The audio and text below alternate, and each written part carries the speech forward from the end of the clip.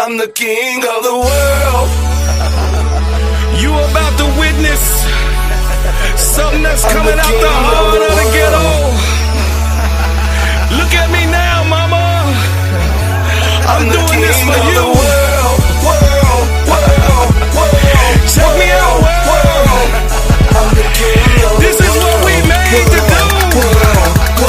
Be kings.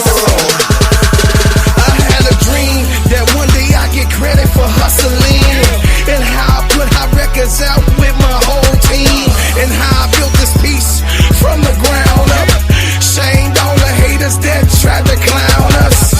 Can't nobody stop this truck, we rolling from Chicago Avenue down to New Orleans. Everywhere, state to state, we gotta hustle on. In the heart of the ghetto, we gotta hustle on. Old people glad to see me cause I'm doing right. Look at me now, mama, your baby doing right. Up all night and all through the day, I'm still hitting the studio, doing it anyway. I make them pay, I make them pray. Lord, don't let them come towards our way. But I'm still coming, and I'm still running. Everybody paying attention to the ginger man saying I'm the world. I'm the king of the world.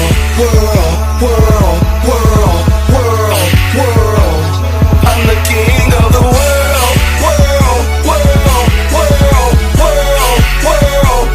I'm the king of the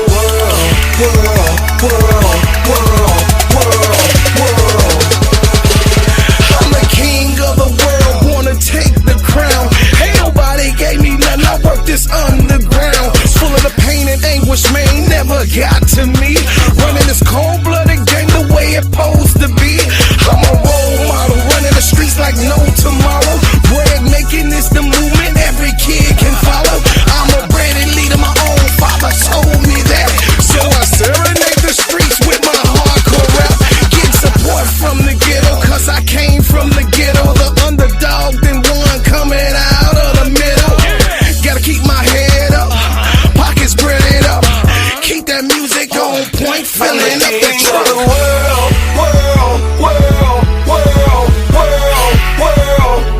I'm the king of the world.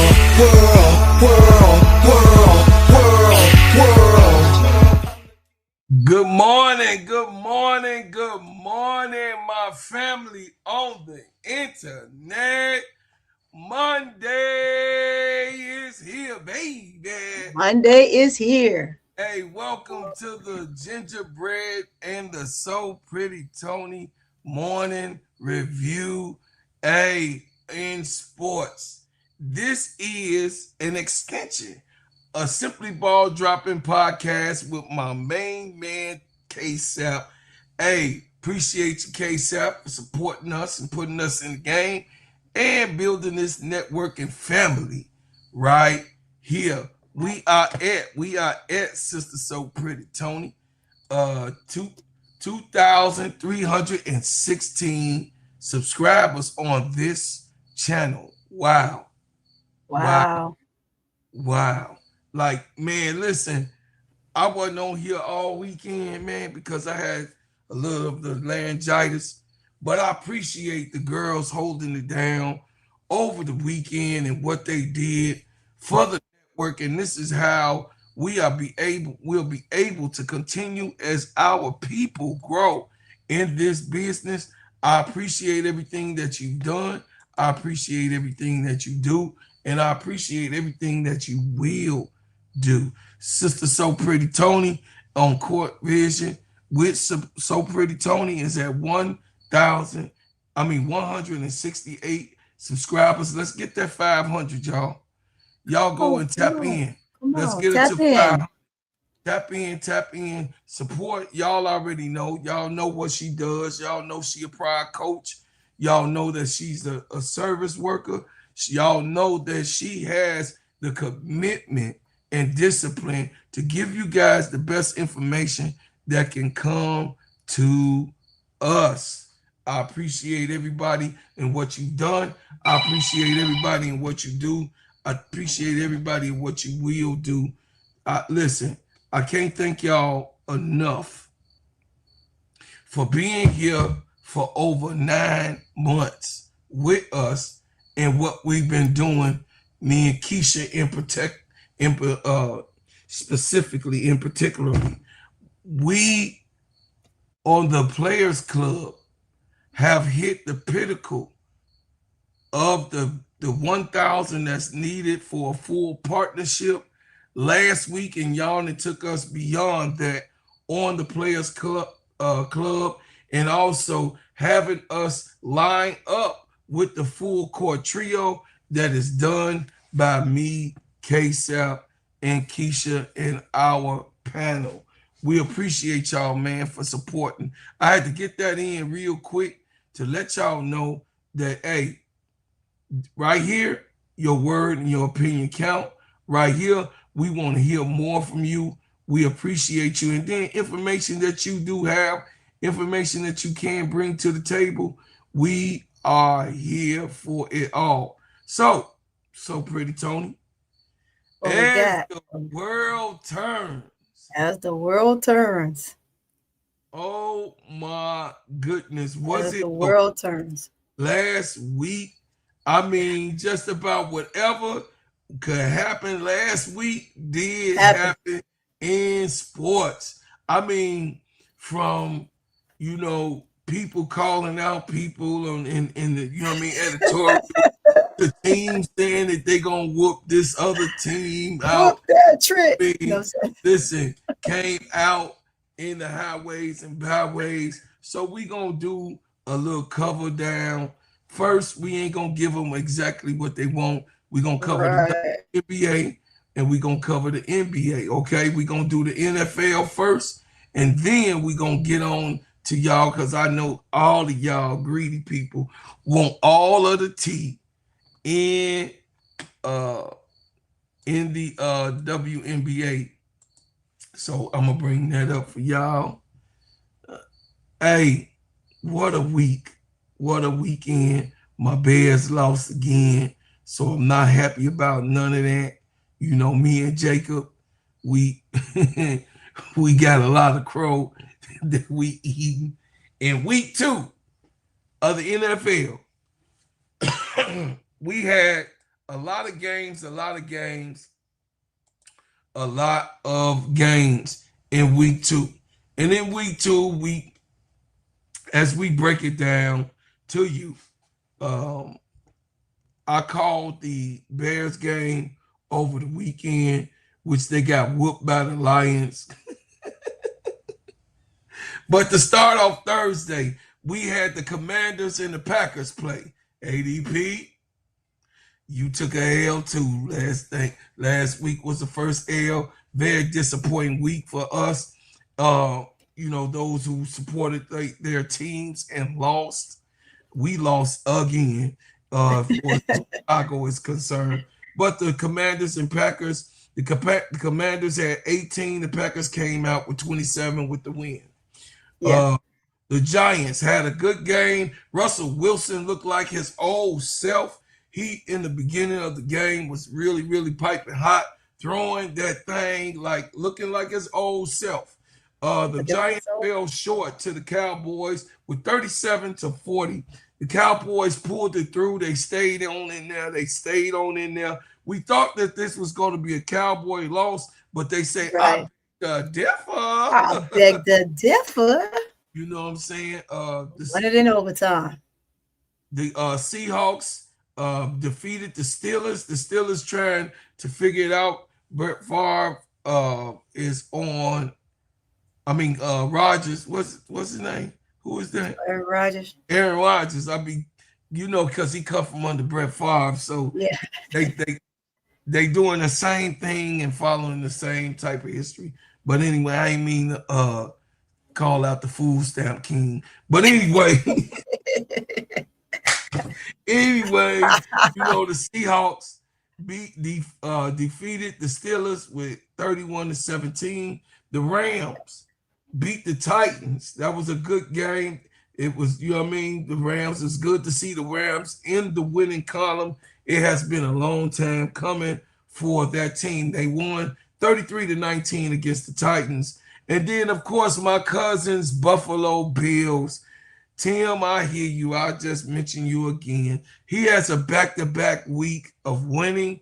The Bills put the Jets down with 30-10 win. And the Patriots overtook the Dolphins. The Dolphins led most of that game. I didn't understand how they lost that game, but the Patriots came out with the win with 33-27. Okay, you go ahead, Tony, with the rest. Yeah, hold on. Let me see. Get my mouse here to move here. We had the Jaguars and the Bengals, 27-31. The Bengals had defeated the Jaguars. That was a close game. I really thought that the Jaguars was going to pull it through, looking at the third quarter going into the fourth. But they were overtaken by the Cincinnati Bengals, and they was like, man, we in the Midwest. You're going to have to do better than that from that down south talk. You know what I'm saying? So we had the West Coast. Yeah, we had the West Coast meet your team. You could go ahead and talk about that. Yeah, I will say this. Since we're kind of on that rebuild, it seems like we're on the rebuild every year. But hey, that's nevertheless pretty good to go with that. But we're on the rebuild. We don't really truly have a quarterback. And, our guys, they constantly getting hurt. However, they put up a decent stance yesterday. They hung in there for most of the game, although in the last 2 minutes of the drive, I think that they should have been able to capitalize on that and pull that win out. It was a close one. We just could not pull it out in that last 2 minutes. Wish we would have, but they're getting better, and I think they're going to improve each game. We'll see, depending on who they're playing. But that score, as you can see, 24-21 is crazy. Yeah. Let's talk about the Browns.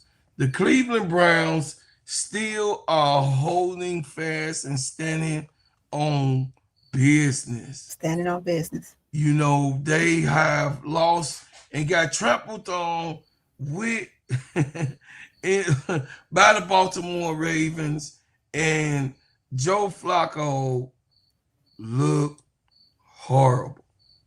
Yeah, he did. Joe Flacco is the leading quarterback for the Browns, the Cleveland Browns, and we also are just waiting on that Cleveland Brown roster to open up so that our boy could go ahead and take it is. It says how Joe Flacco, Cedric Tillman, and the rest of the Browns offensive graded versus the Ravens. They was giving themselves a grade. It says the Cleveland Browns offense was stale during Sunday's 41-17 loss to the Ravens. Here's how the offense graded according to Pro Football Focus. It says that Joe Flacco was a 41.1 with 66, and Dylan Gabriel, which backed him up, was 89.67. Shedeur Sanders did not play, but they were trying to figure it out. Most of the grading process went down with the whole team entirety. It was not an aggressive situation at all. The Browns was like slapped in the mouth, and they never recovered from the Ravens, onslaught. And it was really, really, really a testimony to say, hey, Shedeur should be there. Shedeur should be in the lineup. But we're going to see what the Browns continue to do if they're going to go ahead and make Dylan Gabriel the starting quarterback, because in right, they did name him as quarterback too. So now he has to go through his steps of orientation and being the starting quarterback as of this week or so on, because the Browns said that they were not going to wait. They wanted to do a fast assessment so that they can go on to have their quarterback of the future. The Chicago Bears yesterday looked like... I'll take a call real quick. Okay, look like dumpster juice. The dumpster juice that was on the side of the garbage can after the rain falls, after the rain comes down and, here's the garbage can. The Chicago Bears, Caleb Williams could not figure it out along with the Chicago defense. The defense was very, very weak yesterday, and the Lions was able to push forward 52 points on the Chicago's defense, who showed that they was not present. It was crazy work, y'all. It was crazy work. The Broncos and the Colts, they went at it yesterday. That was a really, really good game. I saw that game. That was a good game, y'all. Straight up. The Colts won by 1 point. They pulled it through. The Panthers and the Cardinals went head to head. The Cardinals came out, beat the Panthers 27-22. The Eagles and the Chiefs. Philly went with Kansas City. Oh, boy. Look, in week 2, the Philadelphia Eagles said, nope, we going to pull through. That's what had happened, and that's the story, and they sticking to it. The Falcons overcame and beat the Vikings because they beat the Bears last week.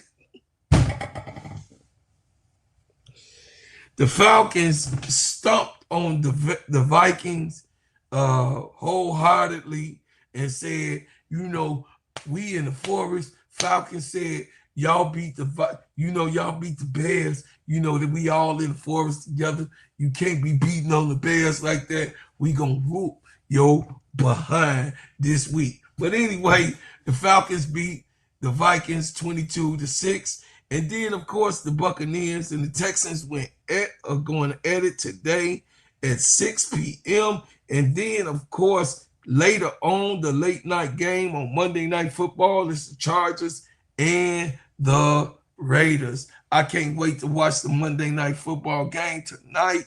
We will be in the Players Club. Y'all can tell me what game y'all want us to cover. The Buccaneers or the Texans, I want to cover that. Or the Chargers and the Raiders on the West Coast. Y'all let us know in the chat who you want us to cover in the Players Club, because that's what we will do. So we're going to go ahead and get to the good part. The WNBA, guys. The WNBA, about last week, oh my goodness. The WNBA has been set on fire with record watching reviews, talking about, the game and everything that has persist in it. The WNBA is here. I mean, everybody's talking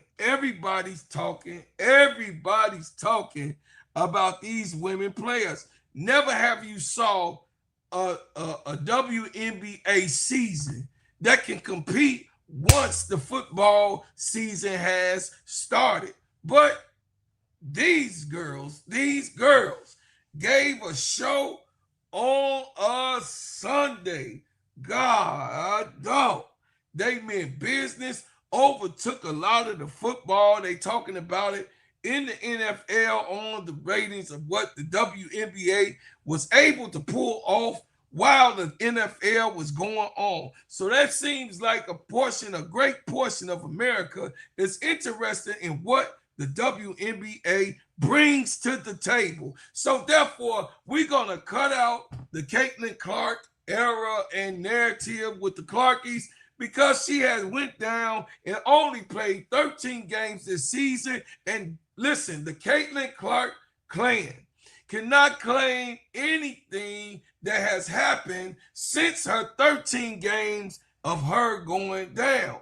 But Caitlin Clark continues to heal and to get better, because I do believe that the Indiana Fever will be better with her on the court.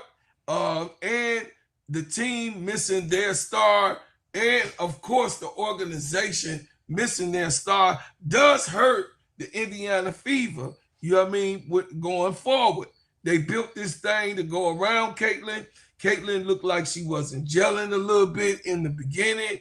And as she went towards the end of her reappearance, getting hurt, coming back, and it just did not click at all with the team that they went and got, found around Caitlin Clark. It was like we were looking for a better sophomore season.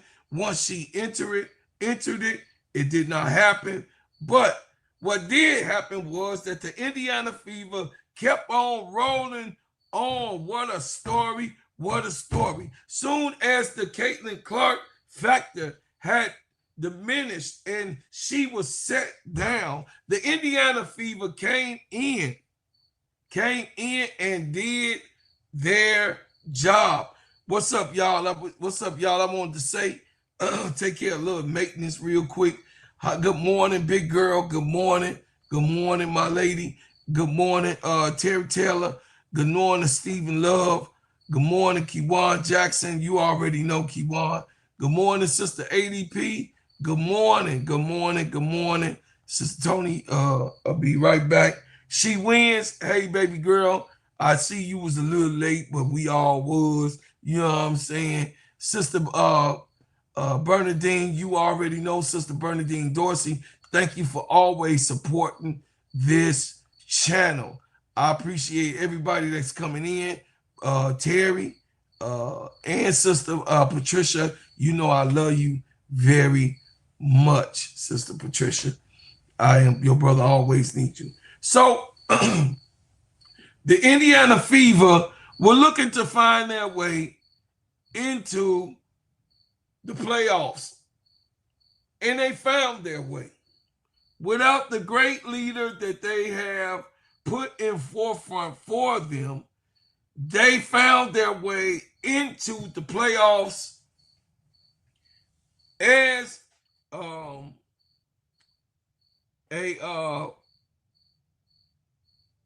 contender for the championships. I'm sorry, y'all, I ain't got my glasses.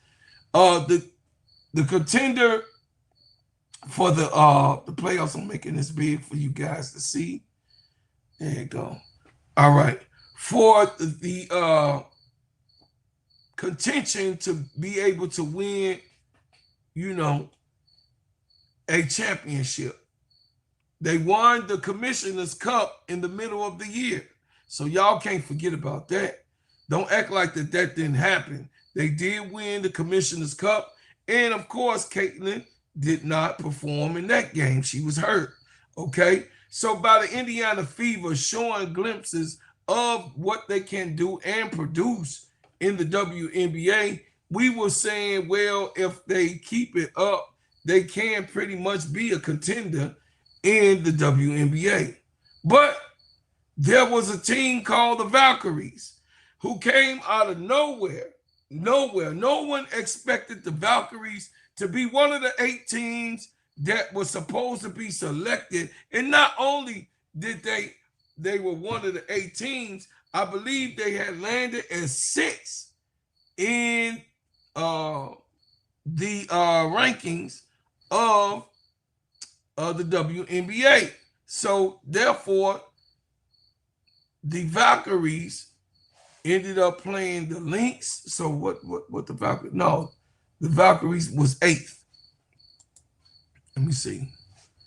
Let me give y'all correct information.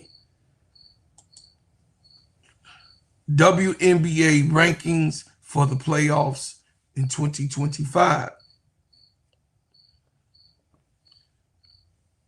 So in the rankings, the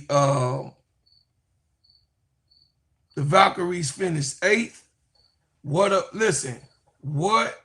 a year that Natalie had. What a year. I mean, who would think that an expansion team was going back and forth to be, because they were 6th, then they fell to 7th, and then eventually the Storm on that last win took 7th because there was so many things in repetition that they was going back and forth on. They was really, doing whatever he says. Terry Matthews say, yes, I told my husband when I watched their first game, they were going to be a surprise a lot of folks this year. Oh, absolutely. The Valkyries is like the real Cinderella story of it all, because no one expected for them to actually be in this talk, in this dialogue. You know what I mean? We thought we would be talking about the Chicago Sky, or, you know what I mean, the Mystics who, you know what I mean, came in, or even the LA Sparks. But once again, those teams fell victim of not making the playoffs. Expansion team made the playoffs when the teams that were already here and should have been set to be able to go into the playoffs, none of those teams made it happen. So you had the Wings, the Chicago Sky, the Mystics, and the Sparks fell short of making that, and the Connecticut Sun of making that playoff contention schedule. Well, to those teams, I want to get to them first. To the Suns, to the Mystics, to the Sky, the Sparks, and the Wings. All of those teams have to have better research, better coaches that should be in. Well, the Mystics, the Mystics coach is not bad. He actually played the rookies and got 2 rookies as all-star. But what I will say is that I think that the Mystics did not have the pieces, especially getting rid of Slim. They didn't have the pieces to continue on. And then, of course, we acquire Ariel Atkins, right? So by us getting Ariel Atkins, you know, the Mystics really could not make the playoffs. You know, thank you so much, ADP. But the Dallas Wings, I think, need to rethink on what their coach look like. I think their man bun should be gone. You know, I don't think that he should be there next year, because he ultimately cost them Nalissa Smith and Dejanay Carrington. And then it goes to show y'all, chat, of how much and how important a fit. You know, I understand. I used to be like, man, what they mean they didn't fit the roster? What do they mean that these people didn't fit? And then I got to really see over the years and understand, you know, they didn't think that Dennis Rodman would fit with Michael Jordan and Scottie Pippen. But what he did fit was the work integrity, what he brought to the game, and how hard he worked to be a champion. So he was able to match that energy. Some type of thing did not be cohesive on the Dallas Wings roster with Dejanay and with Nalissa Smith, that they could not figure that thing out. But both of them went to 2 different teams, and they are now successful. And both of them are both in the playoffs, which they would not have been with the Dallas Wings. Y'all figure that out. So they have both. So Nalissa Smith is on the Aces, and Dejanay Carrington, she's on the Lynx. 2 top and prominent teams that's probably going to see each other for the championship game. Because New York, I think Stewie is down, y'all. I think Stewie is down. So I don't see the New York Liberty actually winning it this year. But if Stewie is healthy, it's worth the contention. But I don't think that the Liberty will be there. But let's go on with the games with the Valkyries and the Lynx. That was the first game to kick it off. Listen, the Lynx was trying to make history and saying, okay, we won this playoff game with 101 points to 72. They beat the Valkyries and in a good form and fashion. They had started off slow because they were losing, in the beginning of the game. But then after the Valkyries punched them in the mouth, they gathered themselves together and say, wait a minute, hold on. Wait a minute. We the top team in this piece. So what happened was they gathered themselves together. Reese pulled them all and said, hey, yo, get this stuff together right now. Collect yourselves and let's be the champions that we are. The Valkyries, Cecilia Zandalazini, I like saying her name. Zandalazini, she had 14 points. Janelle Solon she shoot that thing, y'all. Janelle Solon had 13 points. Tammy Faye Bentley had 12 points. Kayla Charles had 2 points. Veronica Burton, of course, always show up. She's feisty. She's still, they got her as the most improved player of the year. They got her as that. Veronica Burton had 14 points. Caitlin Chin had 2 points. Carla Latty, she had 4 points. And then, of course, the Kate Money Making Martin had 11 points in the game. For the Lynx, you had Nafisha Collier with 20 points. You had Bridget Carlton with 2 points. Alana Smith, 9 points. Courtney Williams with 11 points. Kayla McBride McBuckets had 17 points. And Tanisha Kusa had 6 points. Jessica Shepard had 12 points. Jessica Shepard, I want to stop with this. Jessica Shepard came out of nowhere, made the roster to the Lynx, and was like all cylinders has been rolling with her. She came in and did the phenomenal fill-in, coming off the bench and sometimes starting. Hey, man, it is a beautiful thing. Hey, I see you, Dr. Helen Terrell. That's my cousin, y'all. Appreciate you. Good morning, cuzzo. Good morning. Jessica Shepard is one of those ones that was a sneaky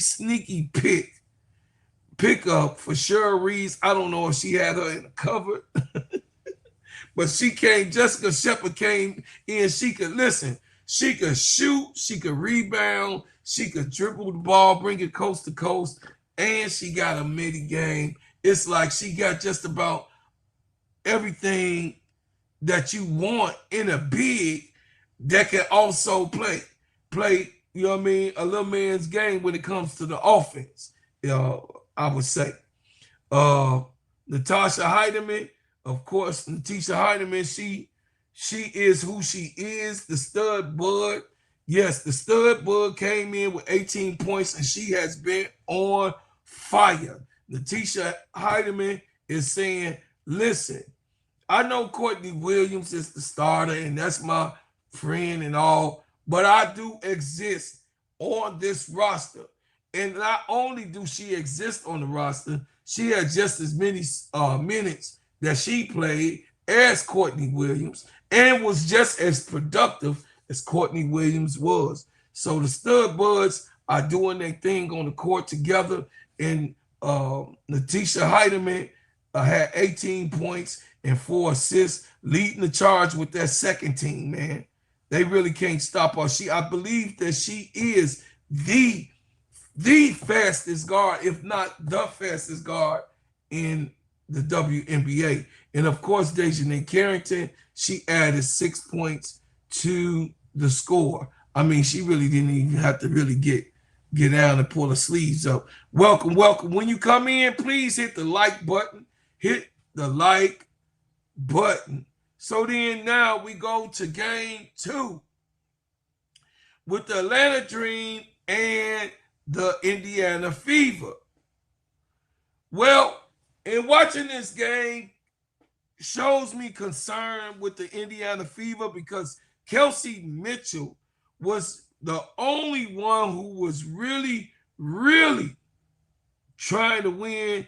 I would say Odyssey Sims had a okay game. She didn't have a great game, but playing against the Atlanta Dream, the Indiana Fever has to have a great game because they're too big, too strong, hey, listen, the wings that's on the side, you know what I mean? You got Alicia Gray on one wing, and then you got Ryan Howard on the other wing, killing the process. I mean, seriously, there's no other way I can explain to y'all on how the Atlanta Dream looked yesterday. It looked like it was an attack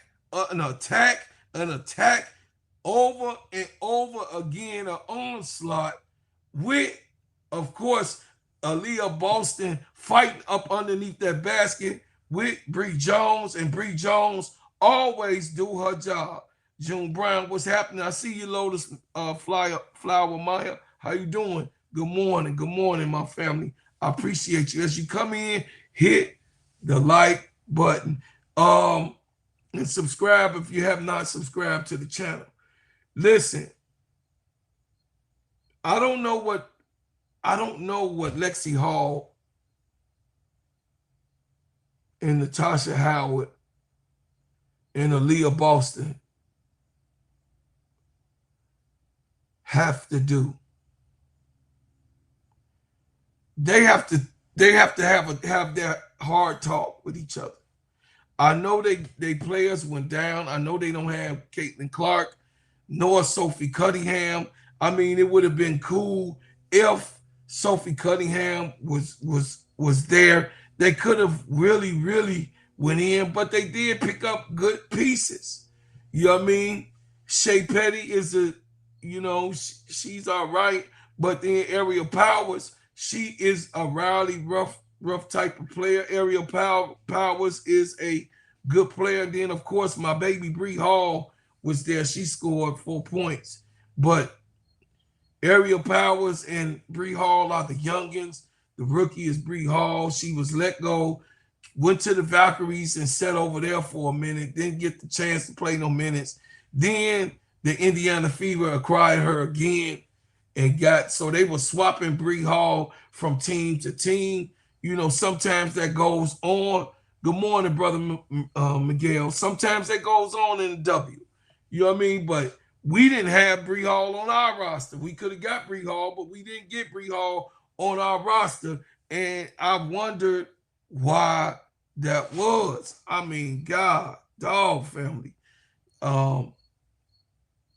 We just, Jeff P just missed the boat the whole entire season, the whole draft. And we trust him with a third year of doing the things that he said we want to get it right, meaning that you admitted, Jeff P, that you got it wrong. You got it wrong so bad. You got it wrong so bad, Jeff P. You intentionally got it wrong. In my eyes, you intentionally sabotage the Chicago Sky and Angel Reese and Camila Cardoso season with what you did in the draft, and also you not being aggressive in the free agency. Because like Angel Reese said, there are free agents that do want to come and play with her, but they don't want to come to Chicago. But there are some that will come to Chicago, long as they get the facility right, long as they know that they're going to go on to the next year. But you could not do the proper things to do just to get people like, you know what I mean? As simple as getting Odyssey Sims over here. She was on the couch and she ended up on the Indiana Fever. Like, bro, I'll get into the Sky business in a minute. Let me finish this roster. Lexi Hall had 9 points. Natasha Howard had 5 points. Aaliyah Boston had 8 points. Odyssey Sims had 10 points, and Kelsey Mitchell was all alone. Kelsey Mitchell was by herself. Once again, Area Powers had 5 points, and Bree Hall had 4. Like, you can't win no basketball, not no playoff basketball game, and your starters ain't in double figures. Ain't no way. Ryan Howard had 20 points, 2 assists, and 6 rebounds. Nas Hillman, man, 6th man of the year. Nas Hillman she want all the smoke. All right, guys, I'm back. Nas Hillman want all of the smoke. Nas Hillman is for it all. She had 16 points, 3 assists, and 9 rebounds. Bree Jones, 12 points, 3 assists, 5 rebounds. Alicia Gray, what can I say? I told y'all that the onslaught of what we saw yesterday with the Atlanta Dream, they got two wings of fire. They got fire on one side, fire on the other side. Alicia Gray is over there on the left wing. Ryan Howard shoots in her key spot on the right wing. And they was letting that boy fly. Yes, they was. Jordan Canada had 2 points. Of course, Jordan Canada coming off an injury once again. She trying to make it through the playoffs, Sister Tony. She trying to make it to get herself healthy. Hopefully, they get on up out of the first round. And, you know, as she healing game by game, you know, you see Jordan Canada participate more on the scoring. Nia Coffey had points. Brittany Grinder had 2 points. They weren't really trying to play Brittany Grinder or Tahina Pow or Nia Coffey, really. They were trying to save them up for Tuesday's game. I understand the strategy. I really do understand the strategy. Tahina Pow had 2 points. Maya Cotwell had 4 points. She had 21 minutes. She did well in her aggressive play. She got a lot of minutes, but she did make some things shake and had played good defense, which don't show up sometimes on the score, you know what I mean, on the scoreboard or what people look for. But Mike Cotwell did well yesterday in covering down and playing Kelsey Mitchell head to head as best as she could, right? Because she's the young, her legs should be better on there. You say, don't trust Brother Dennis Foster. How you? I don't trust him. I don't trust him. Troy Hall, what's up, baby? Brother Dennis said, I don't trust him, bro, Claude. He could sabotage her career even more to diminish Angel trade value. Well, ain't nothing we could do about it because he let it be known that Angel is not going to be traded. She is on a part of the roster. Chicago Sky is going to make sure that she fulfills her rookie contract. So, I mean, he made it clear that he wasn't looking to trade Angel for nobody and don't even call him. He say, far as he knows, she's a part of this roster. So that was a sign out to everybody, which me and Tony was telling everybody about what he was going to do with Angel. And we understood that if Jetpack Leosha definitely comes back, we know that Angel is not moving. Either way, we know she's not moving. Okay. But we know that he's intentionally not going to trade her, even though we feel that he don't like her. He's not going to be a fool to let go the money and the butts to the seats, which we went over last night on what Angel brings to the table into that Wintrust gymnasium.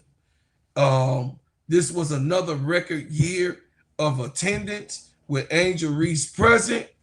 When she was not present, it dropped to 15% with the anticipation of her playing. I'm sorry, when she wasn't playing, it dropped to a 15% attendance, and then when she did play, it went right back up. When the people got notification that she was playing, it went right back up on maximum attendance, with 7 games sold out at home out of the 13 games, 15 games. Yeah, it's a total of 15 games. They had 16 or 15 of them sold out. 7 of the games were sold out. The other ones was Angel either present, injured on her injury, or injured not present. So those other games, Angel was not on the floor, but they still were just 15% lower with her being inactive. So they understand, Sister Tony, that Angel Reese put butts in seats. They are not going to risk letting her go. Exactly. She is under captive, unfortunately, y'all. So Angel has to do what she could do. She don't have the power to force a trade. But the power that she do have is if she sits down and say that she's hurt. That's the power that she does have. But she cannot make anybody in the front office trade her to another team. Okay, Sister Tony, we are at we're at the next game, which was the Liberty and the Mercury. You could cover that if you want. Okay, Liberty and Mercury, guys. Watching that game was a battle through and through per quarter. And I'm going to go ahead and give it to you by the quarter. But when watching that game, I'm going to say this about that game. First of all, watching Breanna Stewart go down in that game is always tough to see any player go down. But nevertheless, it's still the game, and we still have to play it, and we have to move on regardless. Her injury appeared to be to the left knee, as we know. Moving forward, we'll see what happens. I'm not sure if that's the same one. I want to say it's the same knee, and it's just one of those freak things that happen. It's the power she put on that knee when going up for that layup. And as you can see, it's coming down. She didn't apply pressure on it because she felt it immediately, and that happens. But that game went down to the wire. The refs allowed those two teams to play through it all. There's not very many calls being made in that game. I think that New York is another one of those teams that are like the Lynx, that if you let a team stick around, in the end, you can find yourself losing that game. However, they took that game into overtime, and that's where they won that game. I always say that if a team like Mercury, who's battling to stay within the game because your best players aren't playing that well, i.e. meaning Satu Sabli and Kalia Copper, they did some things, but they didn't do enough. They didn't have the best shooting night.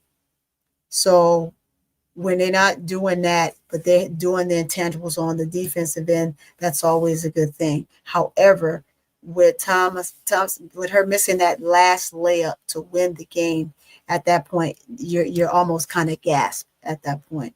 But it was a down to the wire game for those two. They both battled in the paint. We can go back and we could talk about Sabrina. Sabrina didn't have the best shooting night for New York.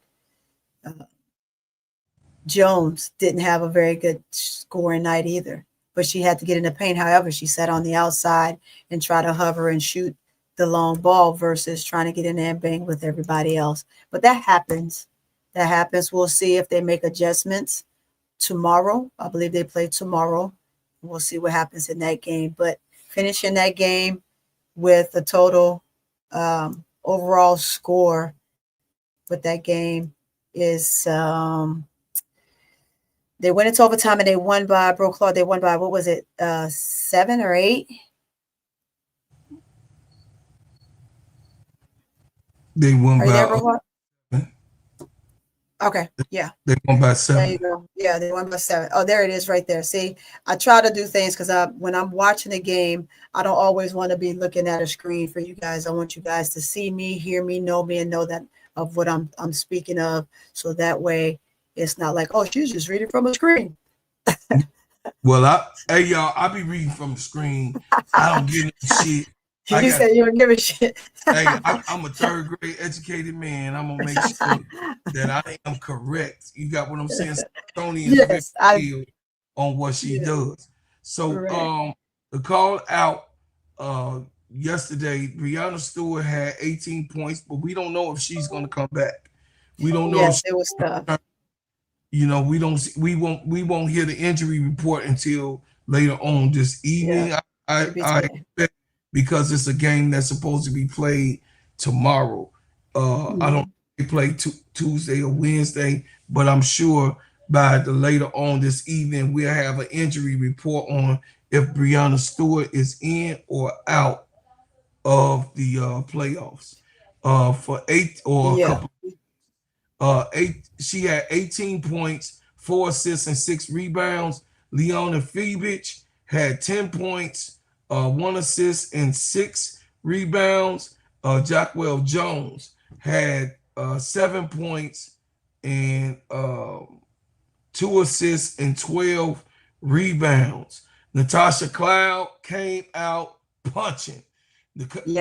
Natasha Cloud came out to let everybody know that, okay, y'all traded me, but I am hurt. Mask. I am that hurt. Yeah, I am hurt when it comes to this point guard stuff right here. This is me, and this is what I do. She had 23 points in the first game, 5 assists, and 6 rebounds. If she stays consistent, I do see the New York Liberty coming out of this series if Natasha Cloud is consistent on her scoring. Sabrina Ionescu had 16 points, 7 assists, and 6 rebounds. Emma Mason had a goal of 2 points and 8 rebounds. And Kaylee Burke and Gardner, they did not score. And on the other side, I think that they were trying to get it done, but Kalia Copper, Lissa Thomas, and DeWanna Bonner cannot be the only ones putting up double digits. Yeah. You have the unicorn over there on the other side, Sister Tony. You have the unicorn, and she has to help, not only help be more effective than what she have been. Yes, I know sometimes she tries to find a way, and this is a new experience, really, for Satou Sabally. So everybody got to understand she has not made a playoff game. Yeah. She was on the Dallas Wings. So this type of playoff game that she's playing in, this is all new to her. She's trying to find her way. We got to give her grace, right? But in the same thing, Satou Sabally has to be her. She has to be the Satou Sabally who we expect to be the unicorn, the one that can do just about every single thing on the court. She has to do that and be known for it. She cannot have single digits in no game that is in the playoffs right now of this, you know what I mean, of this type and fashion, because they up against New York. Yeah. You know what I'm saying? So Alyssa Thomas had 14 points, 8 assists, 9 rebounds, almost a triple-double again. Almost a triple-double. I mean, Alyssa Thomas, y'all, let's just keep it a buck. She do deserve the MVP for what the work and the overall point in performance, meaning that every single category she's in double figures consistently, a triple double. She's almost averaging a triple double. You know what I mean? Yeah. That is hard to do. She had 8 of them this season completed, but she's almost averaging a triple double every game. No, she is not a better player and well-developed player than my GOAT. Of course, she is not Yes. her when it comes to that. She is not. And I do then have a question though. go ahead. What do you think? And I know that this season is pretty much done, right? They're in the playoffs, but what would be moving forward? Say if they had this team next year, what piece would they need to complete this Mercury team? If they had some of the players come back with the core players, because they're gonna core. Yeah. So with the new expansion team, there are going to be 6 players that's going to be cored, like we went through, of course, this year. So the 6 players that I will assume that they will be coring is Alyssa Thomas, Satu Sabli, Natasha Mack, Kalia Carper, the Dewana Bonner, because she come back, and Sammy Whitcomb. Everybody else could kick rocks. Yeah. I would say that they would need just one more solid big to complete that team. Yeah, You Westbelt need a solid big to beat that team. Yeah. Westbelt going to be going to the expansion team, but those 6 players, they're definitely going to keep Sammy Whitcomb with Awana Bonner, Natasha Mack, Satu Sabli, and Alyssa Thomas, and Kalia Copper. So, you know, they're going to core those girls. But with the CBA, Sister Tony, that's another question. Would they be able to core them with a new CBA that just came and the expansion and everything going on? Is it going to be a total free for all? And could they core these players because of the CBA of the last CBA has now the contract is null and void? So the contract of them being able to core players is going also. So I want y'all to keep in mind, depending on what the CBA is, what do you think, Sister Tony, when it comes to the coring? You know, I would more than likely would do the same, similar to before, core a good 6, because you don't want to deplete a team in its entirety, right? You do that, then of course you're going to lose all your core players. However, with it being free, it's a twofold, because with it being free, if your organization have the cap space and players want to move around, then let them move around at the same time. Don't hold a player that don't want to be there. You can't give them what they want as well, because I think in college right now, giving these players the opportunity to just move around the way they're moving around, I think is really crazy. And it's not allowing them to be able to fulfill something that they promise when they sign that contract to that school, right? So the same thing here in the professional world. Sometimes things happen, but I think you should be made to fulfill out your contract. Now that the contract stuff we know is over, this, that, and the third. If a player doesn't want to be somewhere, you're not going to get the best out of them. But it can't be every player that needs to leave. So you do core some. If you say, well, this time around you could core 6, and you can't core 6 in this wave, and you core 5 or 4. You got a lot of people now that you have to re-sign.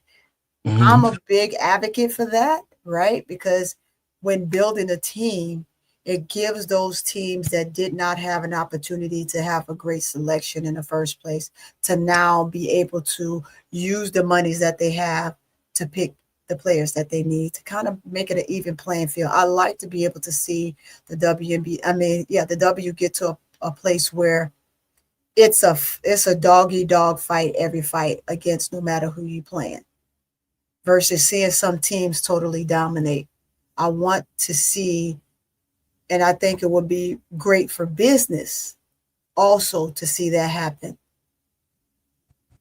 than to have a team full of all stars and then another team full of, and I'm gonna say it, trash. Of course, that's just a figure of speech. These players aren't trash because they are signed to a contract and someone says that they're good enough to play in the league. So you don't want to have a team like that. And it looks bad in a sense. Let's just, i.e. this season, for example, 2 seasons pretty much in a row for Chicago Sky, regardless to the fact that Jeff had an opportunity to pull players, he didn't have the capital to really do it, right? So you want to be able to establish where teams have a solid base to be able to pull players. It's not a matter at that point, oh, well, I don't want to go there. I know that franchise sucks. Sometimes when it's a business, and some players are happy to be where they are. I think we talked about this before, where they just want to play, and it's not enough to just be on the team because you just want to be able to play. It's, are you able to be effective on that team?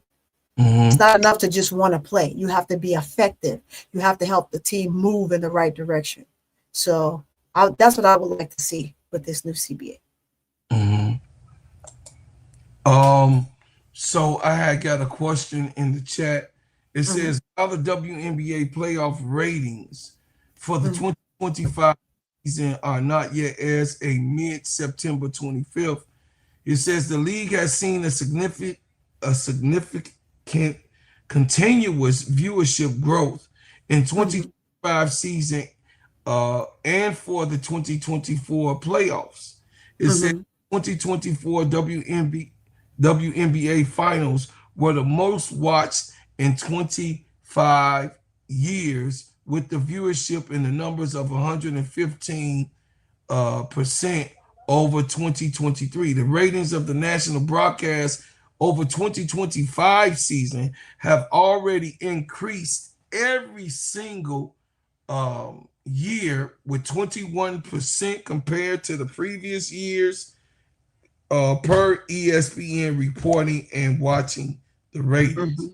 So to answer your question, brother, the ratings of the WNBA season is up, and then the playoffs as of yesterday is up 21% prior than last year, with Caitlin Clark playing in the playoffs last year. So the playoff ratings, what that says is it's up 21% than the previous year, which was last year, with Caitlin Clark playing in her first playoff game. Okay. We're gonna go on. We definitely see the Mercury pulling at least one of the games out of this competition with the New York Liberty. I don't think that they're gonna leave unscathed.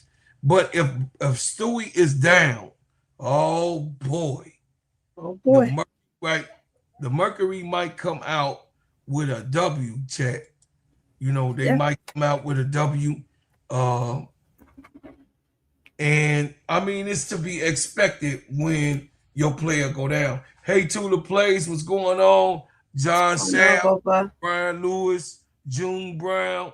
I appreciate y'all coming in. Hit the like button. Hit that like button. My main man, Brian Allen Hines, it says, what he say? He say the Sky don't need any more players with the last name of Allen. Oh, that was Brian Lewis. What's going on? Hey, my baby T. Camilla is in the house. Chi-Town, Chicago Cheetah, Shell 1984. Hey, my wonderful sister. How you doing? I appreciate you being here. It says, I believe in core and trade. If the player doesn't want to be there, then they need a way out. Yep, just said that for sure. Me personally, I believe that a team should have an opportunity to keep their players. I don't think that That's it's, the twofold. Yeah. I don't, me on my hand, even though Angel is here, I still would have said it still. I do believe that a franchise should protect its investment. A franchise should not make it feasible for any player to go up and say, I want to be traded. Like Marina Mabry. Marina Mabry was an active trade balloter.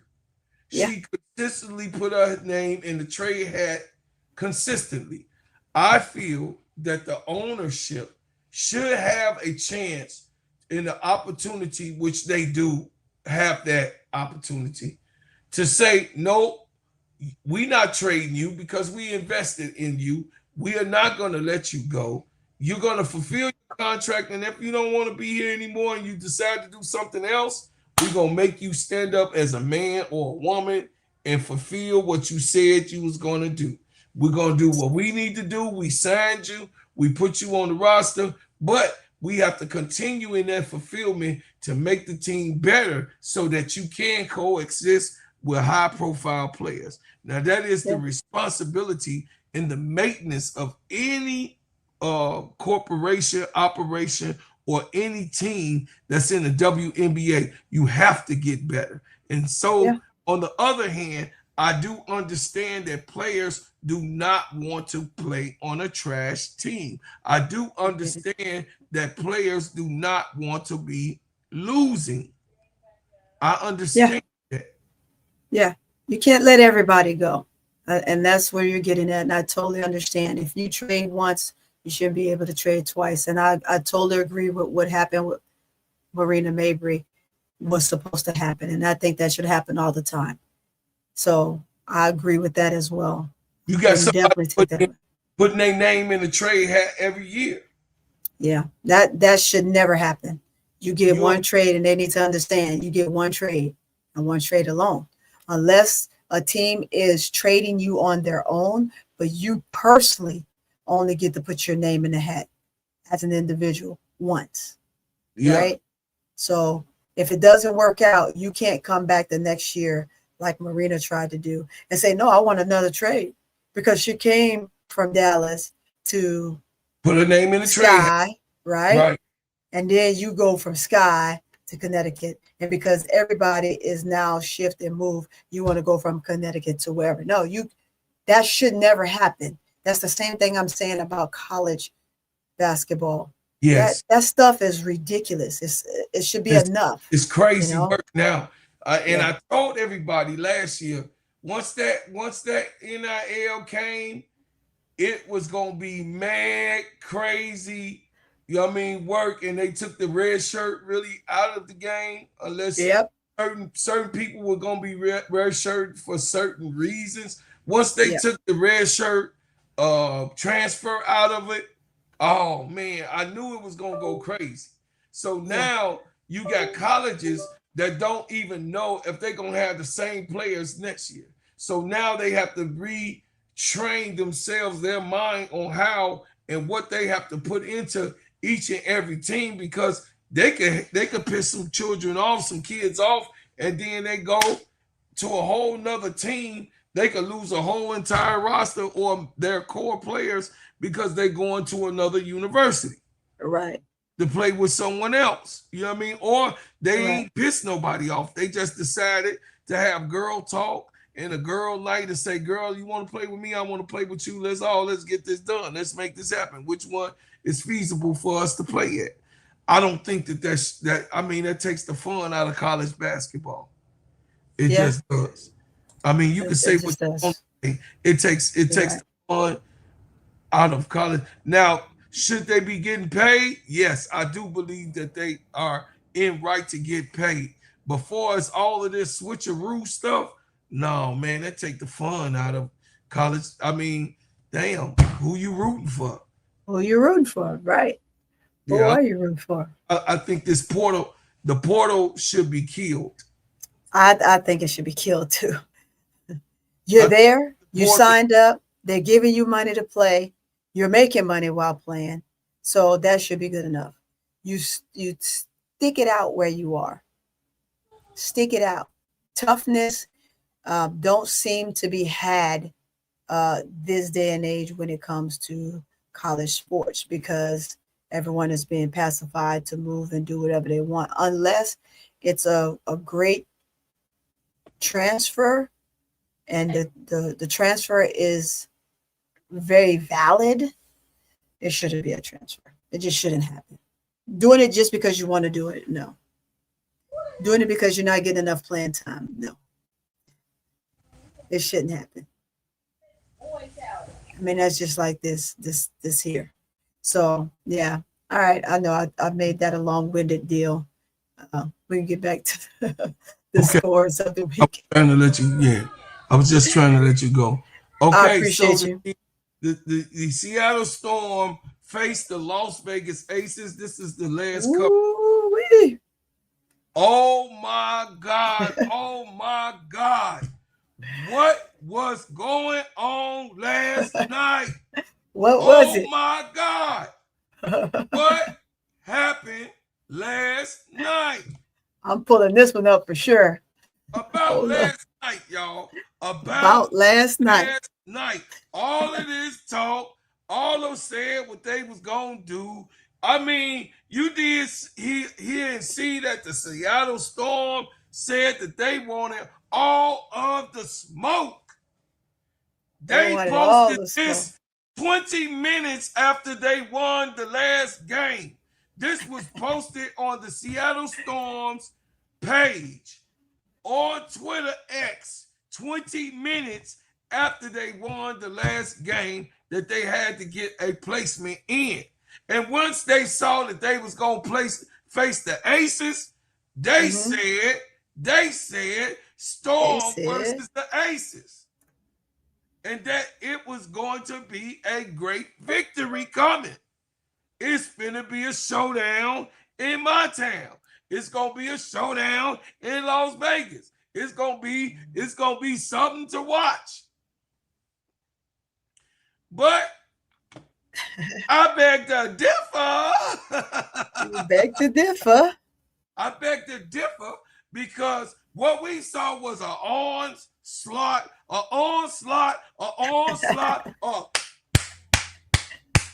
beat that ass moment in basketball. Hold on. It was they didn't even use the belt.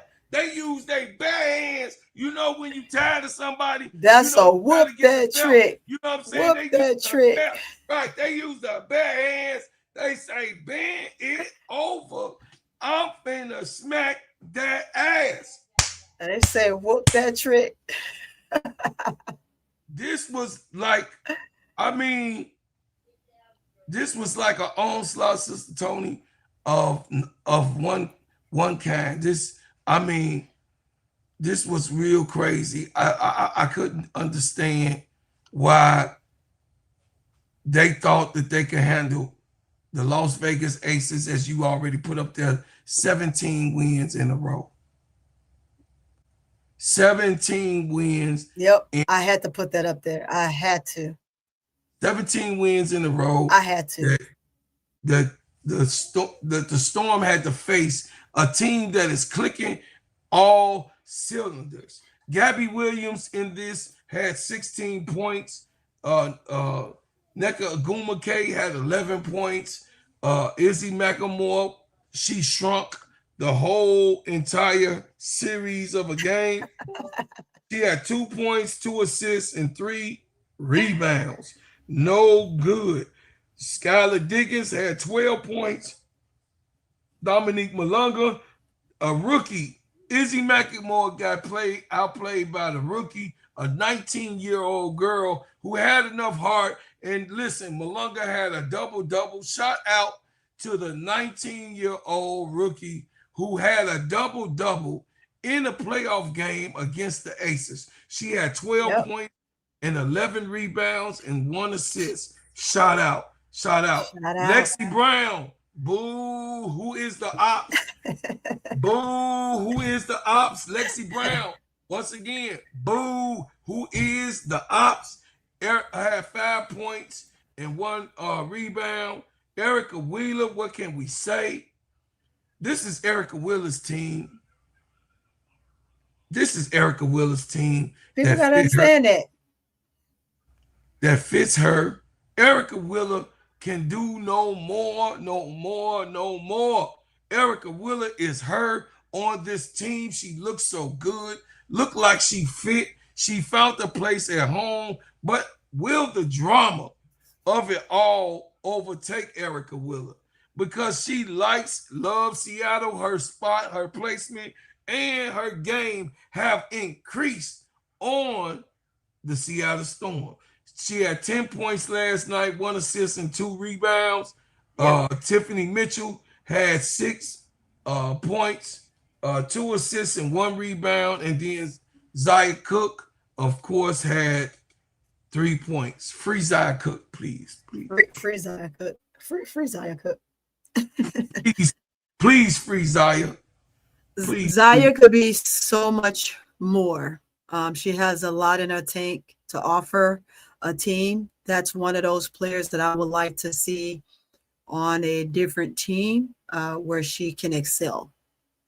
I think, like you said, this is Erica Wheeler's team. Erica Wheeler fits here. I don't think the narrative of will this affect her, what is being said, bad locker room, bad behavior, will deter her from being the player that she is or will become moving forward. I know last night Slim looked a lot out of place. I think that with this expansion and some moving pieces, this is a place and she and Wheeler could play and gel well together. You just have to give them time. You have to give them time to be able to play, but there's going to have to take some other pieces to maneuver for that to happen. But yes, this is Wheeler's team. This is not Skylar's team. It's not. It's not. But what a game. Nevertheless, what a game for the Aces. Aces went on that tangent and never looked back. And all players, bench players, no-name players, players from the Raptors, players that came from outside and just laced them up for no reason at all played extremely well and looked great last night against the Storm. Yeah. MR, I have to correct you. We are built on right information. Carly Bell was not the one who was blaming Angel. You have it wrong. So that you know who Go ahead, let him know, brother. Right. It was not Carly Bell. MR, you are wrong. What? You have to give the people the right information. It was this girl right here. Her name is Annie Constable. Annie Constable was the one who put the hit piece out on Angel, not Carly Bell. You have it wrong. So please, y'all, we holding integrity. Carly Bell, integrity. Carly Bell watches our show, so I have to let it be known that, you know what I mean? I know you don't care because whoever, you know what I mean? But the integrity of it all, if we are going to be able to mend fences so that we can have the inside view of things so we could bring it to you, we got to have some type of ally so that we can hear. I mean, I just was on the phone with Carly this morning. Real talk. I just was on the phone with Carly this morning. Real talk. Here you go. So to show y'all. Oh, I don't know if it can do it. I don't know. Hold on a second. Y'all gotta stop that, man. Y'all gotta give right information because these people, I know you made a mistake, but here you go. I just got through talking to Carly this morning. So stop it.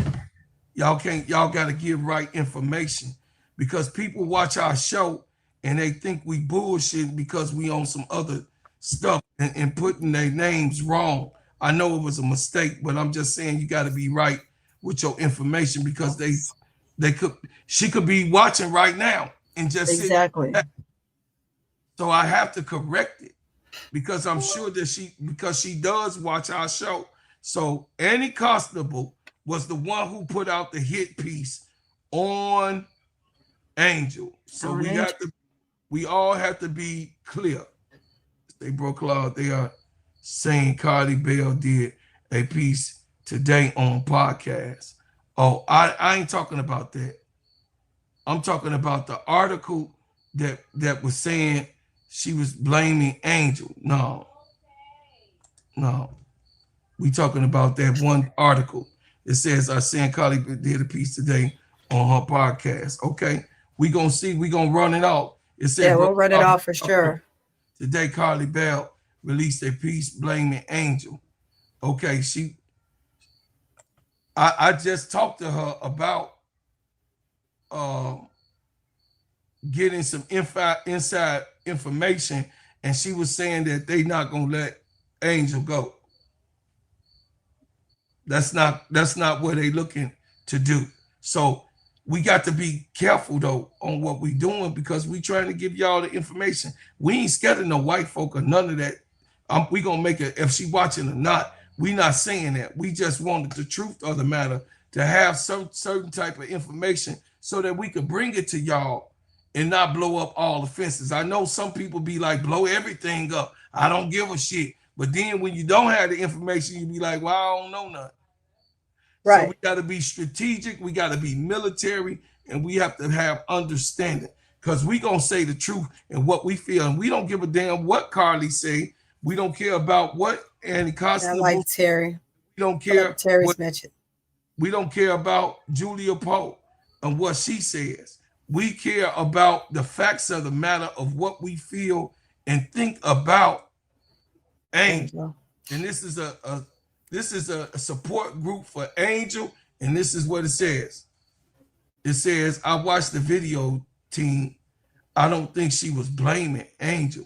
Okay. Yeah, so you have to listen to the message, guys. When you're listening, you have to listen it with an open mind. Because if you go into the message closed, I know that we are all advocates for Angel, right? So if you go into the message with a closed mind and you're only thinking one way, then you're going to think that she's blaming. Everything that we do, you have to have an open mind for, so that way you can have a clear mind and a clear understanding of what's being said. So that way your thought process isn't one way.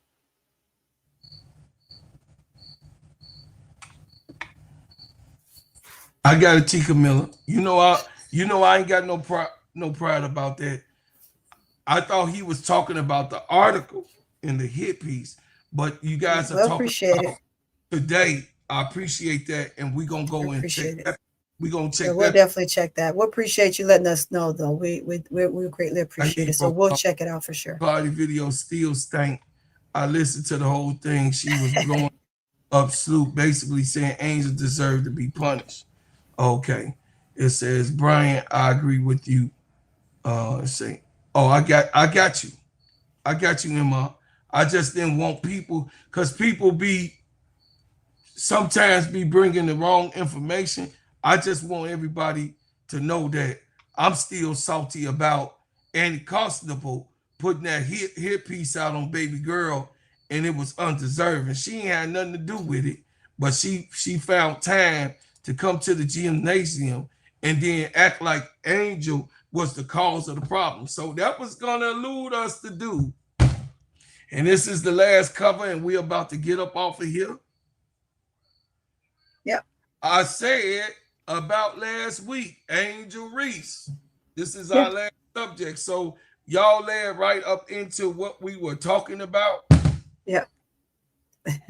And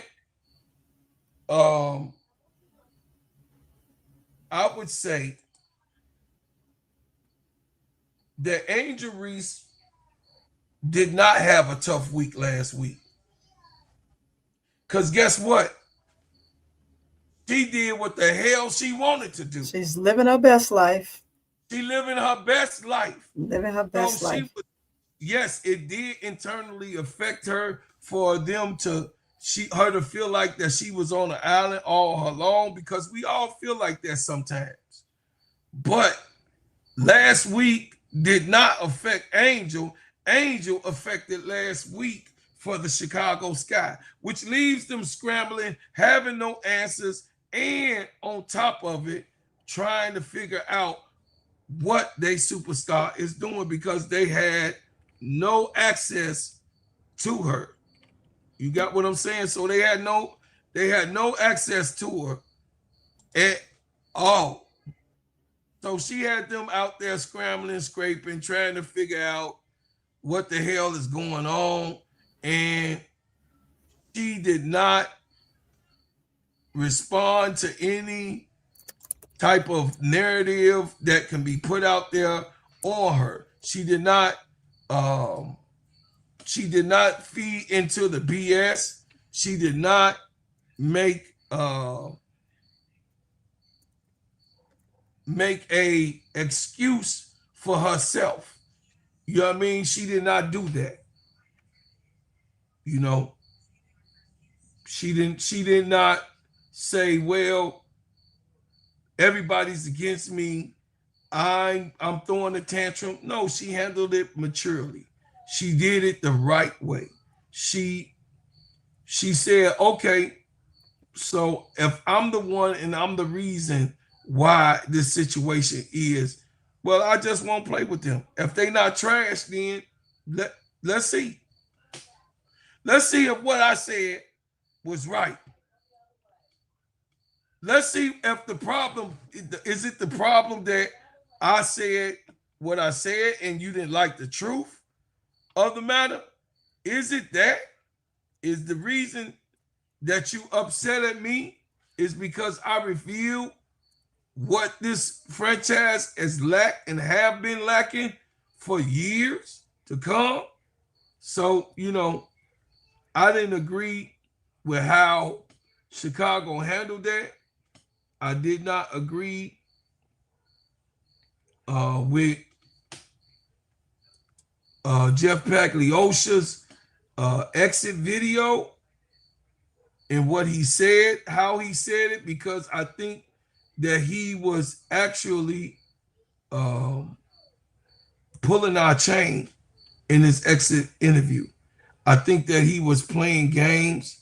I don't think that Sister Tony, he was very genuine at all because he's not not at all. He's not a genuine guy anyway.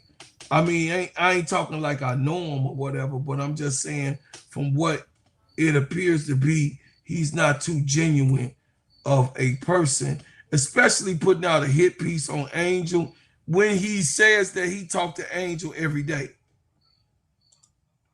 It says, Bro Claw, the W post Angel and Crawford stating WNBA and boxing, a collaboration we did not know we needed. It says, if the W value her so much, why not force Chicago Sky to sell? Yes. I agree, Tika Miller. I agree. Carly Bell, we gonna go into a little bit of Carly Bell. People getting married. I got all that getting married. I'm a and then the WNBA decides to have a moment and explode. Before we get into it, I want to also discuss a couple things here. I know I said I'd take this into the WNBA playoffs, and I still might. We're in a TBD right now because there's some personal things going on, and I need to deal with what I got to deal with personally. I will be doing a podcast next week because we did not get to 3 exit interviews on Friday. Those 3 exit interviews being Courtney Vandersloot, Ariel Atkins, and Angel Reese because they have prior commitments. So those will most likely be the week that I'm putting this out. So we will put out I'll put out another one next week, dissecting what Ariel, Angel, and Sloot will say in response to a lot of things that we heard during this exit interview. So that will happen.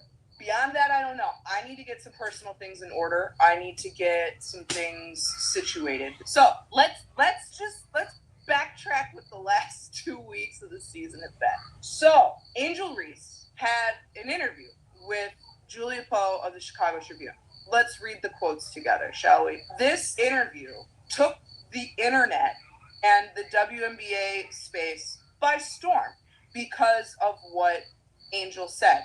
There are a lot of things in here that Angel said that are very good points. And then there are other things that I have questions on. Here were some of the main quotes in this article. I'm not settling for the same we did this year. We have to get good players. We have to get great players. That's a non-negotiable for me. I'm willing and wanting to play with the best. And however I can help to get the best here, that's what I'm going to do this offseason. So it's going to be very, very important this offseason to make sure we attract the best of the best because we can't settle for what we have this year. Okay? I'm very vocal about what we need and what I want. I'd like to be here for my career, but if things don't pan out, obviously I might have to move in a different direction and do what's best for me. But while I am here, I'm going to try and stay open-minded about what I have here and maximize that as much as I can. I think we all know what that is in reference to. Other quote. Watching Golden State, no offense, but I don't think they're more talented than us on paper. But they play hard as hell. So starting at the top, we've got to find an identity of what we're going to be next year and then roll with the punches of what we can get. Another quote. We can't rely on Courtney to come back at the age she's at. I know she'll be a great asset for us, but we can't rely on that. We need someone probably a little younger with some experience, somebody who's been playing the game and is willing to compete for a championship and has done it before. Last quote. We need great players, and I don't know what will attract that. Maybe the practice facility will attract that. We'll see. But the priority is being able to convince free agents that this is an organization that is going in the right direction. Honestly, it would be a leap of faith for a great, great player to come here and show that this is something that they want to be a part of and we can bring that championship mentality. For those who haven't, I wrote a whole response to this on the website, which is courtsidewithcarlyball.com. And I wrote an opinion piece on it. Because I have two problems with this article. Two. That's it. One is the timing of it. While I understand the frustration from Angel, I do. Someone franchise a lot, I understand the frustration. The timing of this, to do this with, this was, I think, only 4 or 5 games left in an already lost season. I was like, you can wait until exit interviews to let this rip. I understand she could be feeling a level of frustration and it just came out. That's not what I'm criticizing. But when I sit there, this is where this is where Angel's youth shows. And people forget that she's only like 22, 23. And this is where your 23-year-oldness is shown. Because a vet that's got 10 plus years experience in the league would have saved this like literally 4 more days. That was it. 4 more days. That's all they needed. And it would have been fine. That's my first issue. Second issue was naming a player. Going out of your way and naming a specific player. It's like, from a teammate perspective, that's just not the best move. It's not. And of all players to go after, you go after Vandersloot, who's beloved here in Chicago. However, did she say anything that was wrong? In my opinion, no. And I wrote about this. Angel is echoing what many former players that have played for the organization have said already. Elena, we'll get into that. I ain't heard shit that she disagreed with. I didn't hear anything that she said where she blamed Angel. She didn't blame her. She just stated in that soliloquy that, hey, Angel should have waited till the end, or that's what it was probably meant for, and the person pushed it out too soon. And we all know that. And that's what Angel also alluded to already personally. She said, to naming a player. She didn't agree with the fact that she named a player, which can have the cause and effect of what you saw happen. So again, I'm looking at and listening to what she said with an open mind, and she didn't say anything that threw Angel under the bus. She's saying exactly what happened in the article, and what she thought about, in her opinion, was clear that, hey, if she would have waited 4 more days, there would have been a suspension and this would have been okay because it would have happened in an exit interview. Totally agree. I'm going to agree with that. Everybody in the world agrees with that. Right? Good morning. Good morning. Everyone totally agrees with that this is something that you do at an exit interview. However, the wrong person had the information and pushed it out too soon. We are very, very clear on that. Right? Second part is she said the problem she had was her naming a player. That was a player that was beloved here, that was beloved in Chicago, and had won a championship. I don't think she sided with Slew. She didn't say that she didn't disagree with Angel. She just didn't agree with her naming a player. Player. She could have said it and not named the player. Of course, everybody would have figured out who she was talking about. So, hey, that's what I took from it. What about you, Bro Card? Okay, let me tell y'all something. It's called locker room grace Danger. and protection.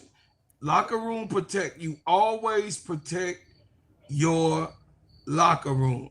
I'm not gonna say, listen, me, Keisha, K-Sap, Salute ain't that beloved.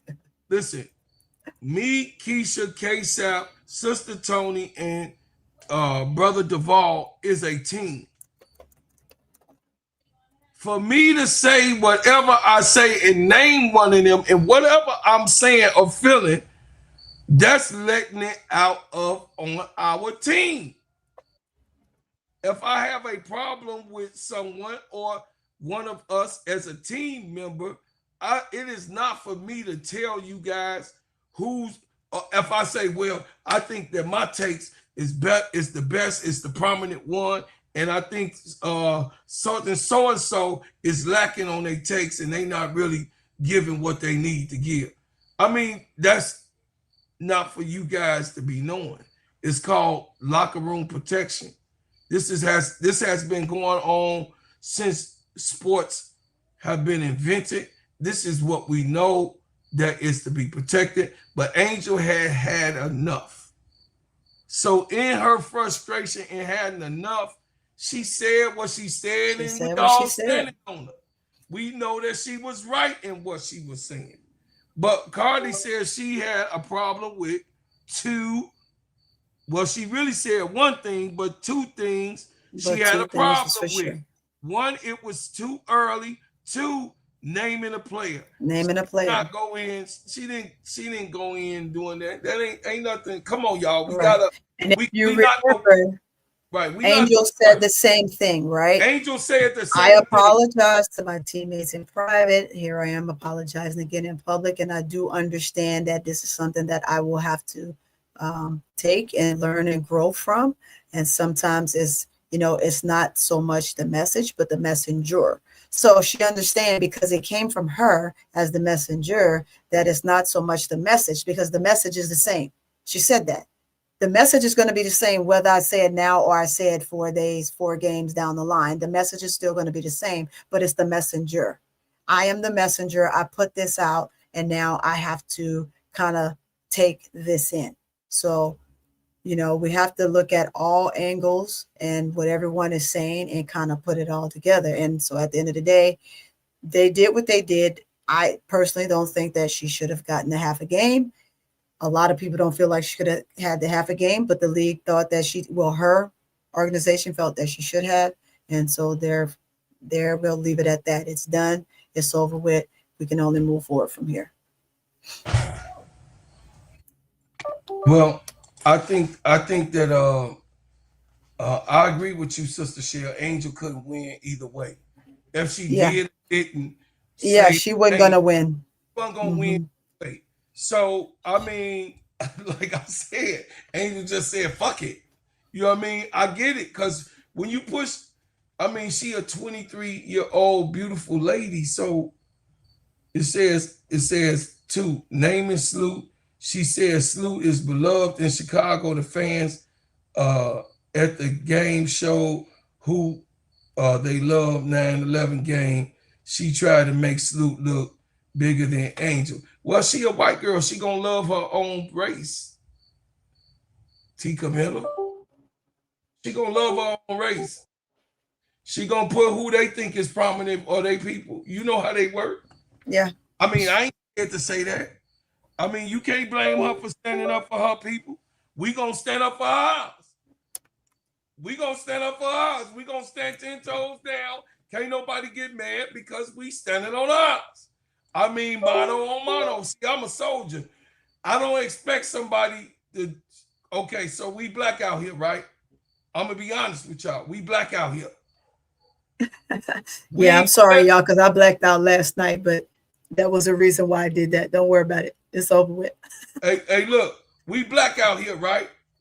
So we understand what it is to be intimidated misrepresented, discriminated on, and disrespected. We know that. We come from that. That's where our sister and brotherhood come from, by us being black folks, black people, and us merging together. So yeah, I'm gonna be you first, T. Camilla. I'm gonna be Big Girl first. I'm gonna be Sister Riddick Milky Way first. I'm gonna be Sister Tony, Sister Keisha, Brother K-Sap, Duvall first. Until they, you know what I mean? They say, hey, I don't want to be first in your book, bro, Cloud, you third place ass nigga. I'm just saying, me personally, I put us under consideration first. There's nothing wrong with that. When I was in my neighborhood, having my stores, I hired black teenagers. Why? Because in the demographic is more black teenagers than any one that my store is in. But I made it a point to hire black teenagers because my teenagers need jobs. They are the most unemployed. So naturally, I made sure that I hired my teenagers. Ain't nothing wrong with that. First, Right. I didn't discriminate. I just made sure that I did exactly what the demographic demanded. It's just real. It's just the point of it all. So if she say they do, y'all know how, man. Come on, man. Y'all know white people love Larry Bird. I ain't got no problem with them loving Larry Bird. I ain't got no problem with them loving Caitlin Clark. That's their girl. That's their girl. Caitlin Clark is their girl. Y'all got to come on up out of there. Angel Reese is our girl. And as long as we stand on 10 toes down on our girl, that's what it is. And if Carly Bell feel like Courtney Vandersloot is their girl, fine. But we didn't care nothing about no Courtney Vandersloot. Not in Chicago. She was good. We knew her, but we didn't give a damn about no Courtney Vandersloot. Because you know why? Candace Parker was here. Kyle Copper was here. The people that stood out, Courtney Vandersloot didn't make a difference for us. She didn't. So we didn't care nothing about no damn Courtney Vandersloot in Chicago. I'm right here. I'm telling y'all the real facts. We don't care about Courtney Vandersloot doing nothing. We don't care nothing about no Courtney Vandersloot. It says, bro, Claude, you can't see how her delivery that she's speaking for Jeff and making Chicago look better. Why didn't Carly say in the exit interview the whole team pregnated everything Angel said? Oh, she did. Oh, they did say that? I didn't see all the exit interviews. I just seen the ones that was done. So that Quita did. If it's some more, I didn't see. But I seen the ones that Quita did. But I'm saying, I'm not listen, T. Camilla, baby girl, I'm not putting it on them to represent us. You think, wait, hold on. You think Carly, I depend on Carly Bell to give me full message? No, even if she's watching us, I don't expect her to give a full message because she's trying to keep her job. She's trying to be in the infrastructure of the Chicago Sky to do coverage on those players. So I know she ain't gonna give me all of the tea. But what if I can do is make a bridge and an ally to see what is going on so I could bring that information to you all. That's what I want to do so I can keep it real, raw, and funky on this show. Because I ain't gonna do what Quita did. I'm just not. I'm not gonna get along. I'm just not gonna get along. I'm not gonna do that. I stand with Angel. This is a supporting channel for Angel Reese. I stand on what I believe in for Angel to be able to get the best treatment a human being can have, and I do stand for her being being a leader and a responsible young person that has had a lot of things coming to her very quickly in a league that had nothing. She is responsible for the viewership, the butts in the seats. She's also partaking along with Caitlin Clark, but those two is the reason why the onslaught of everything, right, is happening. The motion that Angel has is like phenomenal. Like she is, Angel Reese is hurt. So we all know that Angel is hurt, without a doubt. But we got to be, we got to make sense now. We can't be Lulu. We know that they gonna put their people out because that's their people. No, I don't think I'm being passive aggressive. I think I'm listening to the message that she's saying, the message that she's putting out. She's clearly stating that she didn't agree with her putting it out the way she did, the timing. She agreed with the message because all players put that type of message out when they're feeling their frustrations. Angel just happened to be the one. I think she would have said that if it was Sloop put it out.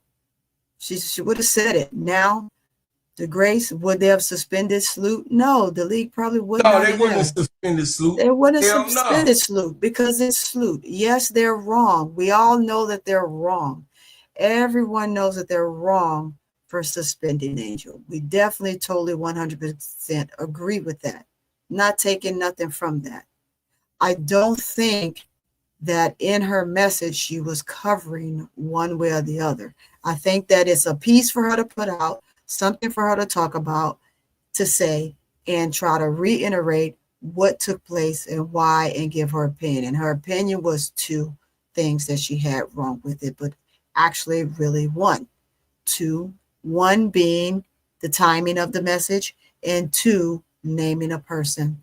I'm trying to understand you though, T. Camilla, where we might have missed where she was throwing her under the bus and taking side of Jeff P.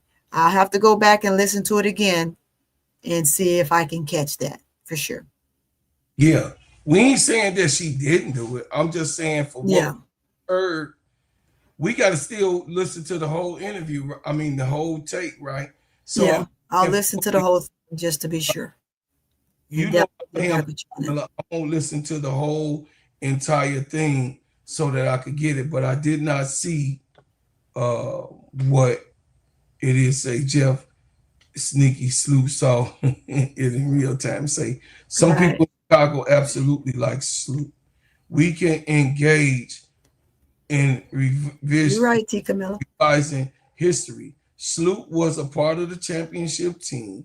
The city has love for all those ladies on that team. That's right. That's true. It says Bryant, but Carly forgot we love Sloop until she came back and didn't pass the ball to the Beans.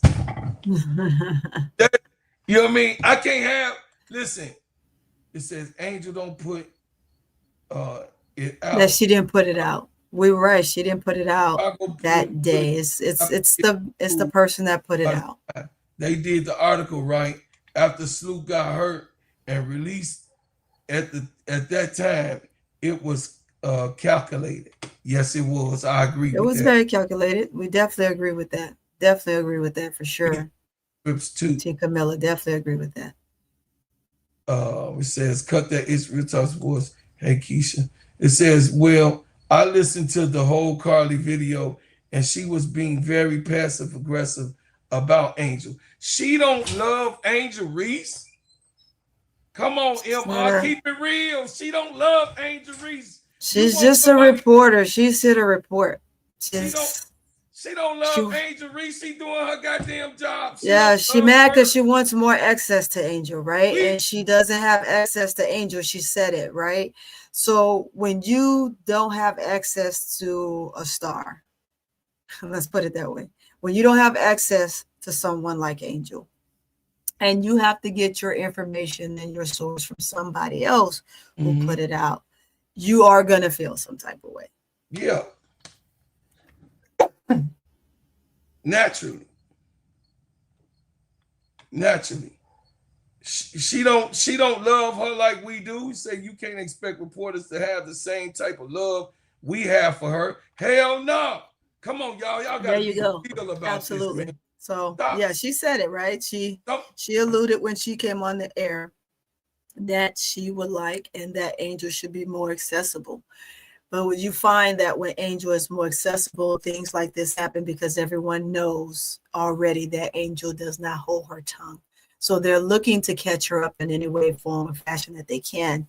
And I do think that regardless of the fact that we have access, Brocard and everybody have access to be able to talk to her, to Carly. But at the same time, you got to think at the end of the day, she's still a reporter.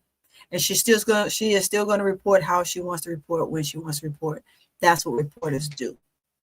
That's what they do, whether we like how it sounds, whether we continue to have more conversations with her moving forward or not. At the end of the day, I'm a realist, and the realists have to understand that people are, when they have to put information out, they're going to put it out, and they're going to put it out best as it sells for them. She wants more access to Angel, and she doesn't have access to Angel. She said it. So I want everybody on this day, I want you to book it, because I believe that I am a man of integrity. I wholeheartedly love Angel Reese. I wholeheartedly love our people. And I wholeheartedly love our Black women. But what I'm not going to do is to be mistakenly killing somebody or shooting somebody that I don't like their opinion. I could say I don't like it. I don't agree with it. Do I think that Carly Bell position matter? No. Because you know why? Angel ain't gave her access. What we just said. So it means that way. She ain't gave her access. So I know that reporters have always twisted certain things, and because they work for an editor. How many times did I say this? All the time when we talk about reporters. Reporters have a boss. Yes, she on YouTube, but she still work for somebody. She have a boss. She still got a boss. Just like Stephen A. say, well, I had to clear this with the boss. I'm going to say what I'm going to say. I know this is my podcast, but I had to make sure that the boss know certain things. Those people have constituents that they work for. I work with my constituents. Yeah. So I'm going to say what the hell I feel like. Angel Reese was not wrong on how she felt. Angel Reese was not, I said book it. She was not wrong on what she felt. They did a calculated move on releasing before the time. Yes, they did. Julia Poe is still the ops. I told y'all. I knew it was coming. That's why I started laughing. What, the Julia Poe? Yeah, I knew you were coming with it. I keep telling y'all that, but y'all don't listen to me. But how am I passive aggressive? I told y'all that Julia Poe was the ops. I told you that Annie Constable was the ops. I keep saying it all the time. Most of them is the ops. They're not going to be like and do what we say do. But I know I got sense enough in my mind. Look, you and them are saying the same thing. You and them are saying the same thing. Y'all are hilarious. I'm laughing at both of y'all. But they are the ops. They the ops. So now I ain't listening to what Julia Poe really had to say, because she didn't have to release that. And Chicago had a right to make sure that it did not go out. Yeah.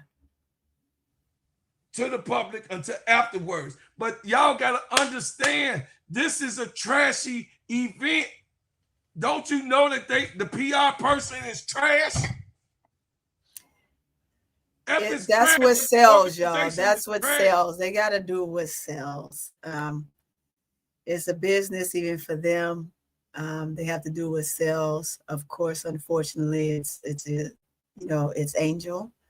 I think that if the shoe was on the other foot and Caitlyn was the villain, I think they would do the same.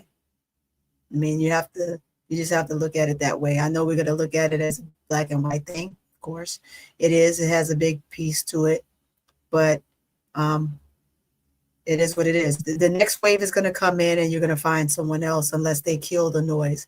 They tried with Paige Beckers, but Paige, she debunked that immediately. I mean, immediately. They tried it with Kate Martin. She knocked it down immediately. So it's going to take those individuals as they come through to thumbs it up or thumbs it down immediately. Caitlyn thumbs it up. So that's why it's the way it is. Had she debunked it immediately, we wouldn't be having this conversation. A lot of this stuff going on, but it's where we are.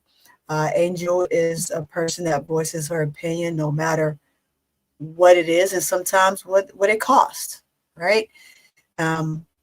She's going to say what she has to say, regardless to what it is. Sometimes they wanted to clean it up, and we can use the fact that she's 23, but guess what? She's standing on business. She said it. She meant it.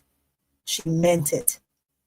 At the end of the day, I don't care how often they say, well, she's young. She's 22, 23. You know, we go through growing pains. I'm not buying that. Angel said what she said, and she meant it. And then that's just that. Right? It says, okay, bro, Claude, answer this for me. Why do you think Carly came on Tall Podcast, or you saying y'all podcast? If you saying, why do you think that she came on our podcast? I don't fucking know.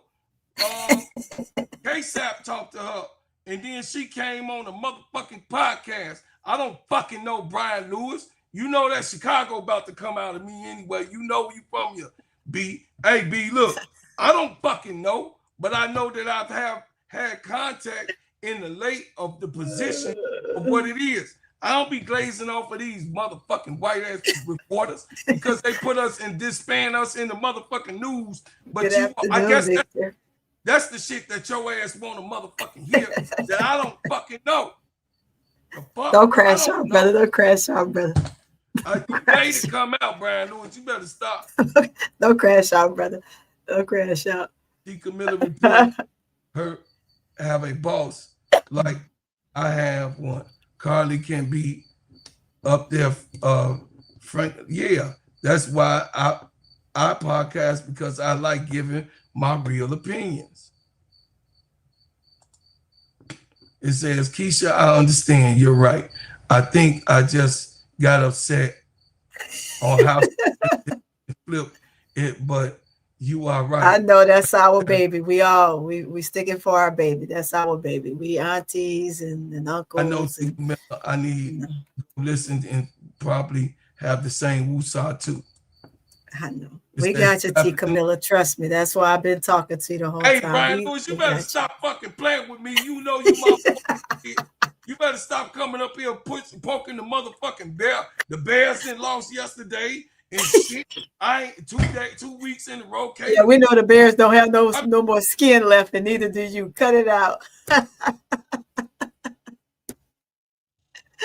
Y'all that got skin yesterday. Cut it out. Hey, Brian Lewis, you know you my boy. I'm saying I don't fucking know. What do you want? I ain't disrespecting you. I'm just telling you I don't fucking know. I didn't have Carly Bell come to the show. I'm trying to be as real as I can. You know I'm a real person. Brian, he love you, Brian. You know that. You know that. Brian, know I love him. Got to tell him that. Yeah. Strike a pose. I'm just saying, strike a pose. Where they got hurt about them? She definitely didn't need to apologize. No, she didn't. It says go 9. She did it because somebody told her to apologize. She wasn't gonna apologize. Angel wasn't gonna apologize. Come on. She Hell no, Angel was gonna apologize. hell no. She said what she said. She said what she said. She said what she said. She standing on business. I'm surprised, you know how it is. She's in a business, right? And if they tell you go out there, you better go out there. You better save face. You better apologize. You better say something to make it sound good. You better make it sound good. You're gonna go out there. You're gonna make it sound good. The best you can, without totally selling out, right? You're gonna make it sound as best as you can. It's the business, guys. It's the business. It says June Brown say they have never had a problem with blaming Angel for everything. Of course. He was the 7th round pick. Shaking my hand. Yes. Yeah. It's how she came in the league along with Caitlyn. They're gonna do that. It's well, she didn't have to, but I understand why she did it. It was maturity on her side to recognize her teammates' feelings. Mm-hmm. Yeah, absolutely. We about to move on from this because it's very a sensitive thing. Got Brian Lewis. Got Brian Lewis thinking I'm disrespecting him and shit. I just answered the truth. I don't even know why Kylie Bell was on the fucking podcast. I'm not the CEO of Simply Ball Dropping. I'm not the owner of Simply Ball Dropping Networks. That's a question. I know, boss man. Am I putting your logo on my page? I just gotta ask. I'm publicly. She gonna get her ass in trouble.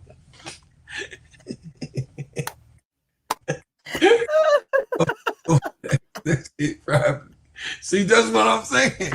The G's of it all. We can't do nothing but be real up here. We real people. We got some jokes today. So Brian Lewis, I don't know whatever I said that made you feel that I disrespected you. I apologize. He apologized. Emphatically. I apologize. Seriously, sincerely. But I ain't apologizing. We love you, bro. Because Lord. I feel like I'm wrong. I'm apologizing because I feel like that if I offended you in what I'm saying, I'm telling you I fucking don't know why. I didn't make she was on the show. Shit. That's Lord, that's the case answer. I hope that answer goes because I can't say who can't be on the show. Oh, that's funny as hell. That's not my part. My part is to be who I am to you guys, to tell the truth as best as I can, to come into these YouTube streets and be a personality with you guys and let you guys know that, hey man, I'm on your side. I used to, I used to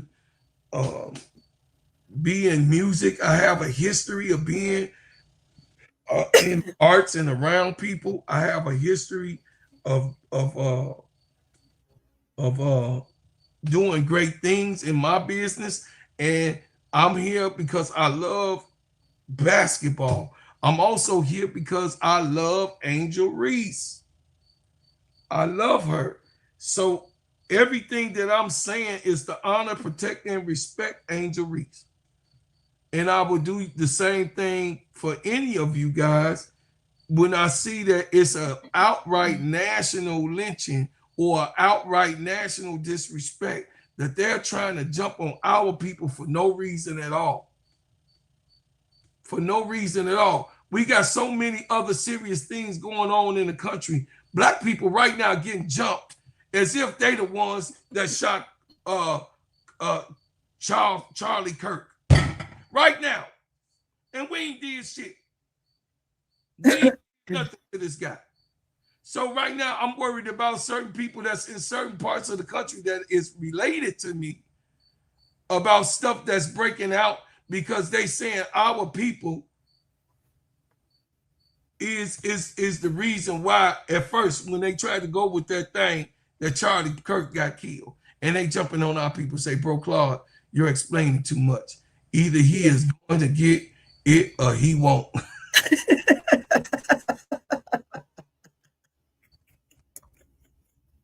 Sister Shell, Oh, y'all funny. I love y'all, man. I love y'all. Y'all funny. Shell.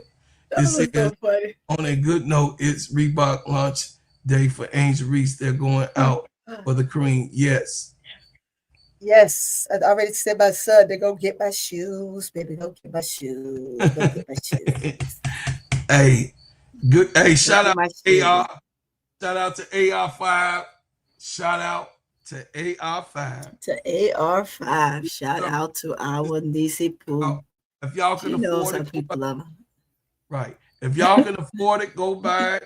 We get no. Even if you don't want it for yourself, go buy it for somebody. Yeah, go buy it for somebody. Go buy it for somebody. If they got the male version, I'm gonna buy me some. If not, they got the male version. Of course, they got the male version. I had to buy some. Riri say making breaking news via Unrivaled. Kenny Carter has been added to the player pool. Oh, yeah. That's sweet. Yes, sir. She can't go in there acting a fool because they would drop her like a bad habit. Dominating society wants us black people to shed tears for Charlie. That's not going to happen. I'm sorry. I can't speak on. I can't in the military. I can't speak on political views. I can't. So I got it. Okay. Okay. Tony is, and this is what we were talking about. T. Camilla. She's in a position where she could not take that base. She can, but she's not because she's smart. Ain't nobody messing with Tony paper. So I'm going to say, don't mess with my paper, man. I don't give a shit about what happened over there. I give a shit about what happened over here. Like they don't give a shit. Don't forget, don't get the super chat. I don't give a shit what happened over there. And that's all, because the boss said don't speak on it. I gotta deter y'all.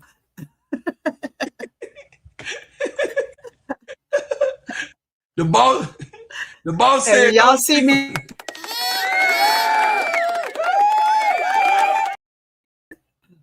Y'all know I'm on my break, so you know this is I can't. Go ahead. Hit it. He said, I ain't saying nothing. Y'all gotta know. Y'all gotta know. And it is a pecking order in our operation. And we know who our boss is in this organization. I'm just saying my boss. That's a wild topic. And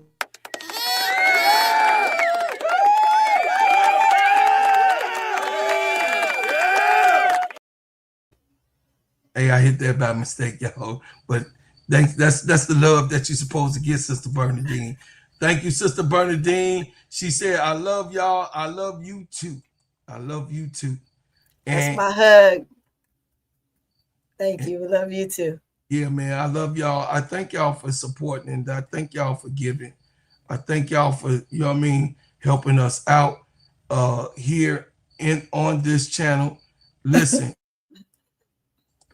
This is a channel that is based on what we believe in and what we stand on. Yeah. We ain't never coming here to give y'all some. That's why I try to read mostly everything that I bring to y'all so that y'all can see it in writing. Now, when I say I think what I think, you might don't always believe in what I think. But at least I'm gonna be honest enough to say the shit. It says they already threatened to bomb the statue. Bush, the statue, due to what Claude said about China. I think it's best. That's what I started laughing. I ain't saying nothing.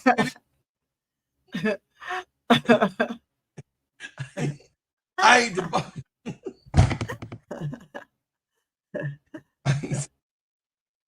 Keisha, I ain't said shit.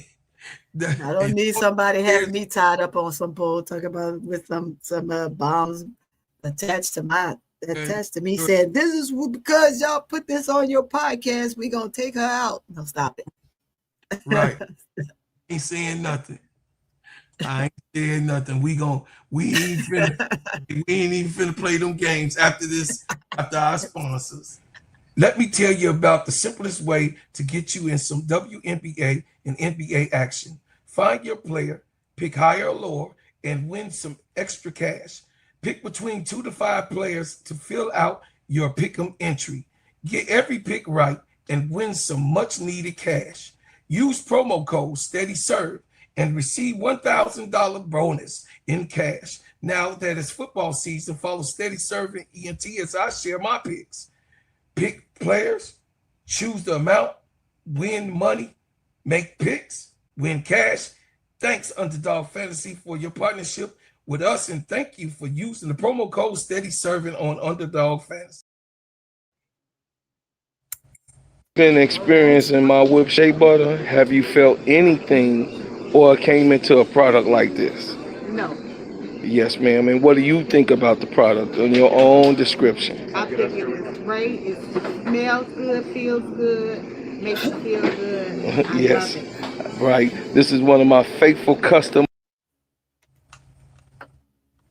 I appreciate everybody. Look, check out my shea butter, Sheen Shine, Heal Treat, moisturize, condition, and develop your skin. Go to breadhousebutters.com. Put your order in.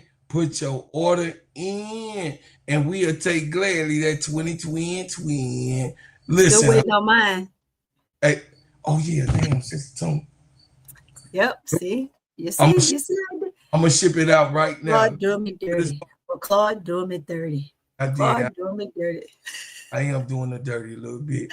It says the Bears got spanked by the Lions. Yes, June Brown, I already spoke on it. Already, sister. I spoke on it. You're gonna have to get it on the playback. But I love everybody and I thank y'all for coming. I appreciate everybody that's here. And look, if you don't agree with what we're saying,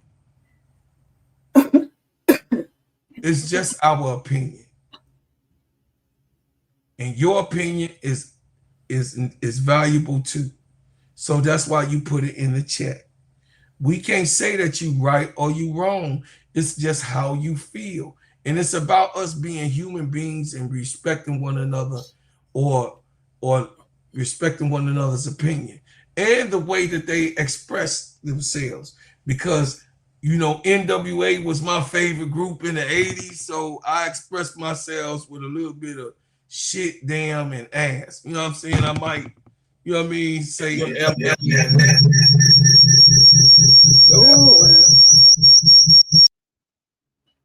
happened? What was that? I don't know. Anyway, Not me. we got out today. Great, very good show. I thank everybody for coming here. I thank everybody for showing us some love. I appreciate it.